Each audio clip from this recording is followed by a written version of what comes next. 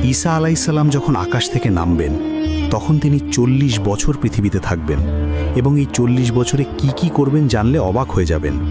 দাজ্জাল হত্যা, বিয়ে, সন্তান, শেষে মৃত্যু, সব বিস্তারিত। শেষ পর্যন্ত দেখুন। আসসালামু আলাইকুম ওয়া রাহমাতুল্লাহ। তিনি যখন নামবেন, রাসূল সাল্লাল্লাহু আলাইহি ওয়াসাল্লাম বলেছেন, ঈসা আলাইহিসসালাম দামেস্কের সাদা মিনারের পূর্ব দিকে নামবেন, 2 ফেরেশতার ডানার উপর ভর করে, হলুদ কাপড় পরা, মাথায় চুল ভেজা, 33 বছর বয়সের যুবক।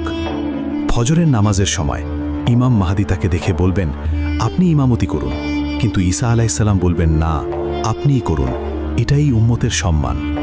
প্রথম কাজ, দাজ্জাল হত্যা। নামাজের পর দাজ্জালকে খুঁজতে বের হবেন। দাজ্জাল তাকে দেখলেই গলে যেতে শুরু করবে, কিন্তু ঈসা আলাইহিসসালাম বর্ষা দিয়ে হত্যা করবেন। দ্বিতীয়, ইয়াজুজ মাজুজ। ইয়াজুজ মাজুজ বের হয়ে সব